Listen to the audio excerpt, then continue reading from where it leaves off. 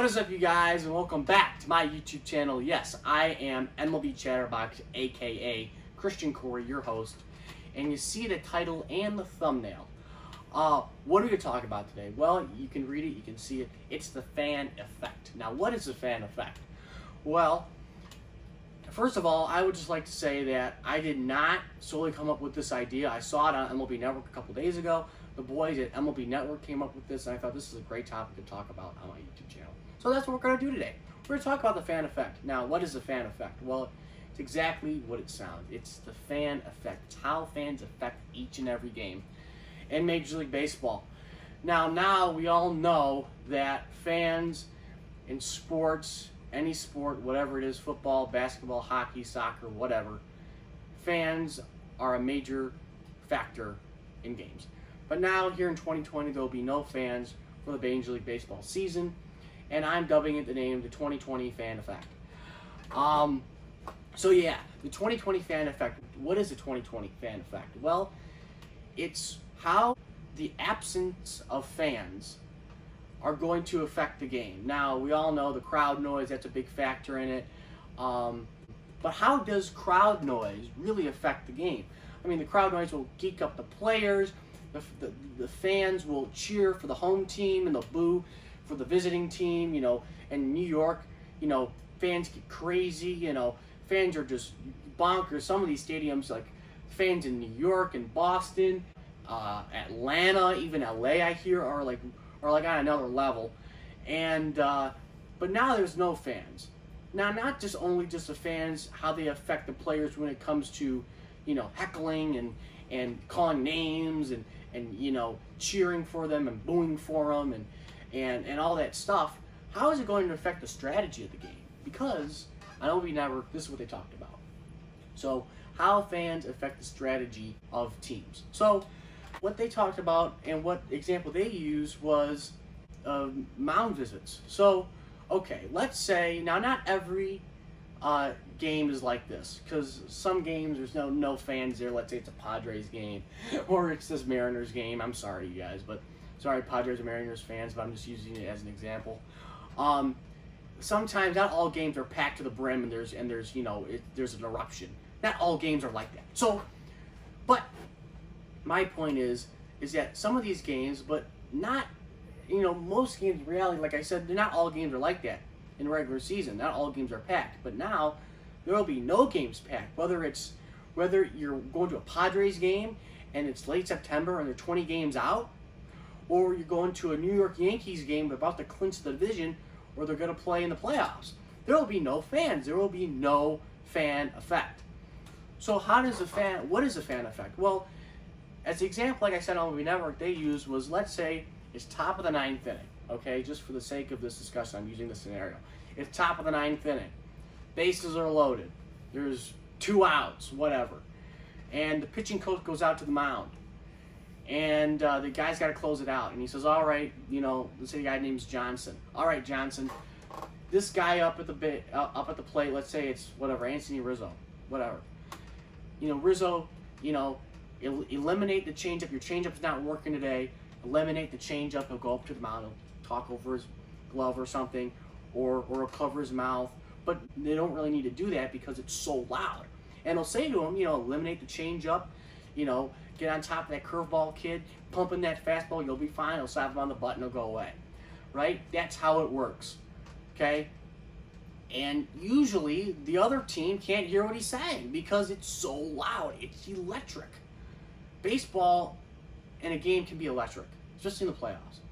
Now, regardless whether it's the playoffs, whether you're April 1st or you're October 1st, it's going to be the same thing. There will be no fans. So now you can hear a pin drop in a stadium. So now a coach will go up, a pitching coach will go up to the mound and say the same thing. All right, Johnson, I need you to eliminate the changeup. I need you to get on top of that curveball. Pumping that fastball, kid. Now, if there's no fans, the bases are loaded. The third base coach could probably hear him. The first base coach can hear him. The guy on first can hear him. The guy on third can hear him. The guy at second can hear him. Maybe even the batter could hear him. And now, if the third base coach hears him, he can relay the signs. Whatever that sign is, do this. That means, we can say anything. Relay to the dugout and say, all right, he's got to eliminate the changeup. So don't worry about the changeup, Riz. Just look for that curve ball. Be ready for the fastball. Look out for that curve ball. That's what it'll say. And this is a real question. This is a real kind of legit concern for these teams, and I'm surprised that they haven't thought about this.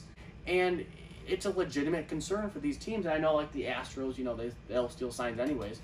But when it comes to that, there will be no fans, and that is how the fans affect the game. You don't realize it until it's gone. And now we're realizing how much us fans affect games when we're at games. And we kind of saw a little preview of this back in 2015 when there was riots in Baltimore, and the Orioles, I think it was one game if I'm not mistaken, played their home game with no fans, and out of all people, Chris Davis hit a bomb to right field and hit it over. I think he hit it out of the ballpark.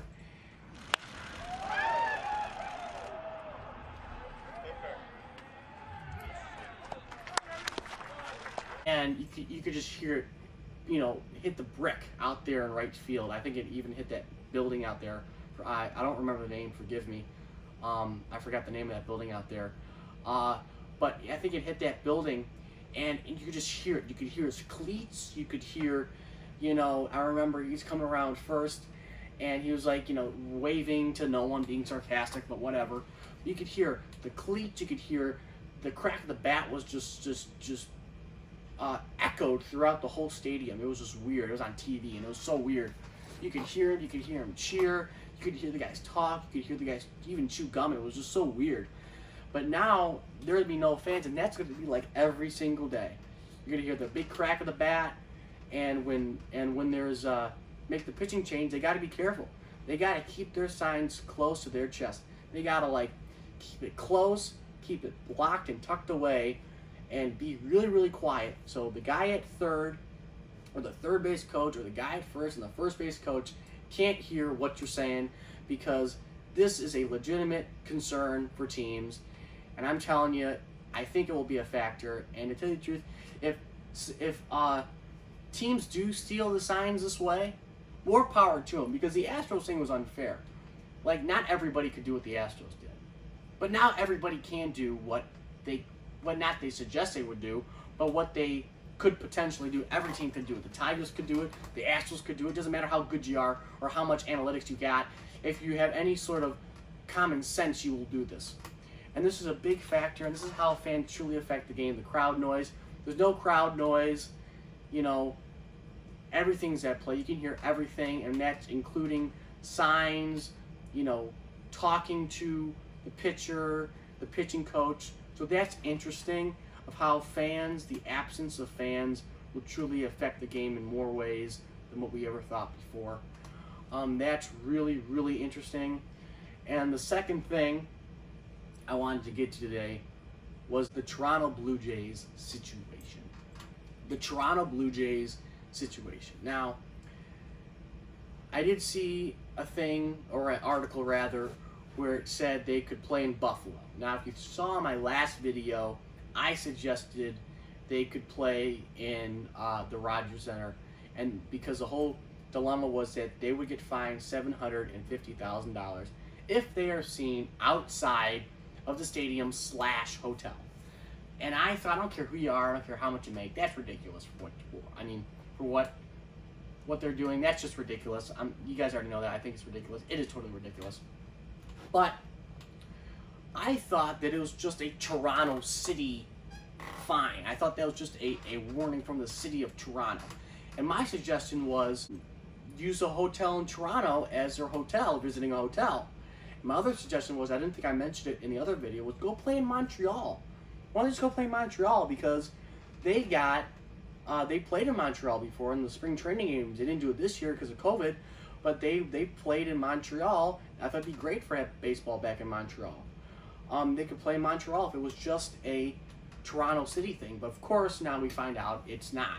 It's a countrywide issue. It's this, the Canadian government said, if you were seen outside, I don't know why it was outside the stadium, whether, I don't even know if it matters if you're wearing a mask or not, but I think you get fined $750,000 if they were seen outside the hotel/stadium. So my point was like, just stay in the Rogers Center, right, and stay in the hotel there. But now, what if the team like the Yankees come to town? Now they said if any new visitors, anybody who comes into Canada, has to be quarantined for 14 days. And I think even the Canadian-U.S. border is closed. I know here in Detroit you can't get in to Canada. It's only truckers and stuff. But point being is that they will have to stay in quarantine for 14 days, any visitors. Well, that ain't going to work out, because if the Yankees or the Red Sox or whoever's on their schedule comes in to Toronto and play, they cannot stay for 14 days. This ain't going to work. So, I mean, it looks like playing in Toronto's out. And I saw Buffalo. And I saw this article that said they could play in Buffalo. And I'm thinking, Buffalo? Why Buffalo? You know, why Buffalo? But the AAA affiliate is in Buffalo. The Buffalo Bisons, I do believe that's what they're called. And I'm thinking, okay, Buffalo, I mean, I guess. Initially I thought Buffalo would, because it was close to the Canadian border. And, you know, they kind of wanted to be close to Canada. They wanted to be like they're still in Canada, even though they're not. They're in the United States. I'm thinking, okay, Buffalo could work out. I didn't even think about the AAA affiliate.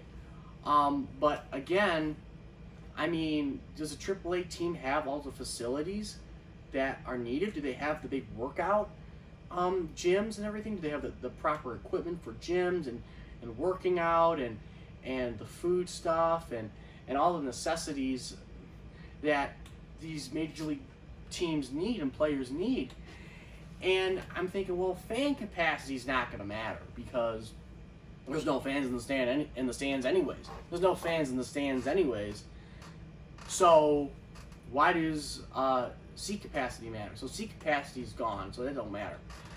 So, well, why would that matter? And I'm thinking, well, I thought it was because they picked Buffalo because they're close to the Canadian border, and let's say miraculously the United States allows people to attend sporting events again, but Canada doesn't.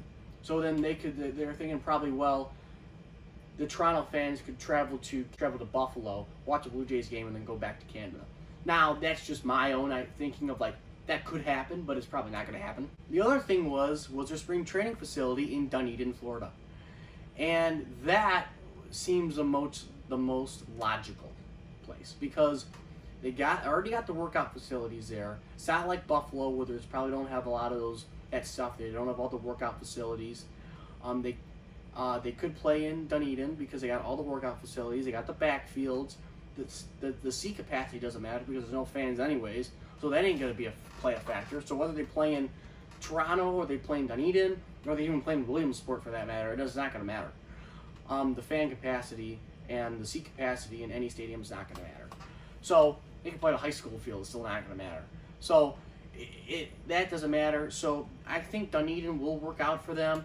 I mean, I know their goal is to play in Canada, but if the Canadian government's going to say a no-no to teams or other people traveling into Canada from the United States, then they're going to say no to that, then just forget it. Then I would play in Dunedin.